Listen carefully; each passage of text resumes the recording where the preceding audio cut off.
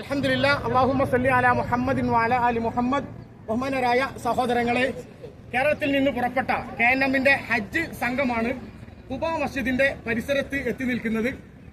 പ്രവാചകൻ സല്ലല്ലാഹു അലൈഹി വസല്ലം തങ്ങളുടെ ഒരു പ്രധാനപ്പെട്ട സുന്നത്ത് കർമ്മം നിർവഹിക്കാനാണ് ഞങ്ങൾ ഈ ഖുബയുടെ പരിസരത്തെത്തിയിരിക്കുന്നത്. റസൂലുള്ളാഹി സ്വല്ലല്ലാഹു അലൈഹി വസല്ലം തങ്ങൾ പറഞ്ഞു, മൻ തതഹറ ഫീ ബൈതിഹി സുമ്മ അതാ മസ്ജിദ് ഖുബ ഫസല്ല ഫീഹി സലാത്തൻ കാന ലഹു കഅജ്രി ഉംറ. ആരെങ്കിലും വീട്ടിൽ നിന്ന് വുദു എടുത്ത് ഖുബാ മസ്ജിദിൽ വന്നിട്ട് ഒരു നിസ്കാരം നിസ്കരിച്ചു കഴിഞ്ഞാൽ അവന് ഒരു ഉംറയുടെ കൂലിയുണ്ട്.